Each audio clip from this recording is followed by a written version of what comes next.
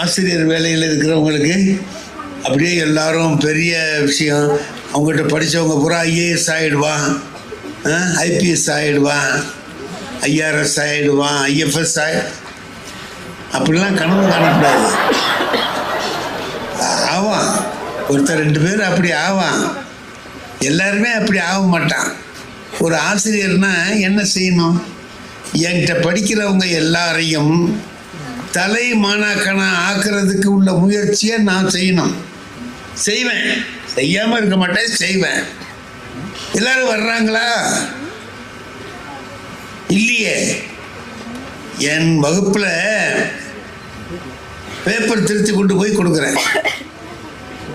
அரையாண்டு தேர்வு பேப்பர்லாம் திருத்தி கொண்டு போய் கொடுக்குறேன். ஒரு பையன் 98 வாங்கியிருக்கான். தமிழில் 100க்கு 98 மார்க் வாங்கியிருக்கான். எனக்கு ரொம்ப மகிழ்ச்சியாக இருந்துச்சு. நிறைய மார்க் வாங்கியிருக்கான். எல்லாருக்கும் பேப்பர் கொடுத்துட்டேன். கடைசி மார்க்கு ஒருத்தன் வாங்கியிருக்கான், 4 மார்க் வாங்கியிருக்கான். 100க்கு 4 மார்க் தான் வாங்கியிருக்கிறான். எல்லாரும் இந்த பிறகு பார்த்தேன், இந்த நிறைய மார்க் வாங்கியிருக்கிறவனே பாராட்டுவோம். 98 மார்க் வாங்கியிருக்கிறவனை பாராட்டணும் இல்லையா?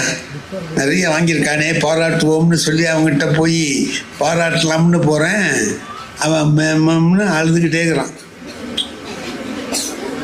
அழுகுறான்னா தேம்பி அழுதுகிட்டே இருக்கிறான். ஏய், நீ தாண்டா கிளாஸ்லேயே ஃபஸ்ட்டு, உன்னை நான் பாராட்டலாம்னு வர்றேன், நீ ஏன்டா அழுதுகிட்டு இருக்கிற? எங்கள் அப்பா பள்ளிக்கூடத்துக்கு வரும்போதே சொல்லி அனுப்புனார் சார். என்னடா சொன்னார்? எல்லாத்துலேயும் 100க்கு 100 வாங்கினா வீட்டுக்கு வா, இல்லை எங்கேயாவது ஓடிவிடு. நீ வந்த நான் அடித்து ஒன்று வேலையை முடிச்சிருவேன். எல்லாத்துலேயும் 100க்கு 100ஓட வீட்டுக்கு வா இன்னைக்கு சாயந்தரம் அப்படின்னு சொல்லி அனுப்புனார் சார். கணக்கில் 100க்கு 100 வாங்கிட்டேன் சார். முதல் பீரியடு கணக்கு பேப்பர் வந்துச்சு, 100க்கு 100 வாங்கிட்டேன்.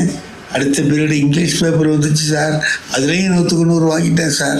இப்போ 3வது பீரியடு நீங்கள் வந்து கொடுக்குறீங்க, 2 குறைஞ்சி போச்சு சார். எங்கள் அப்பா கொண்டுடுவார் சார். டேய், உங்கள் அப்பாவே எனக்கு தெரியும். நான் போய் சொல்கிறேன் அவர்கிட்ட, நீ தான் நிறைய மார்க் வாங்கிக்கிற இந்த கிளாஸ்லேயே, நீ இதுக்காக அழுதுகிட்டு இருக்காத, சும்மா இரு. நான் உங்கள் அப்பாட்ட வந்து சாயந்தரத்துக்கு நான் சொல்கிறேன்டான்னு. நீங்கள் சொல்கிறதுக்குள்ளேயே அவர் வேலையை முடிச்சிருவார் சார்.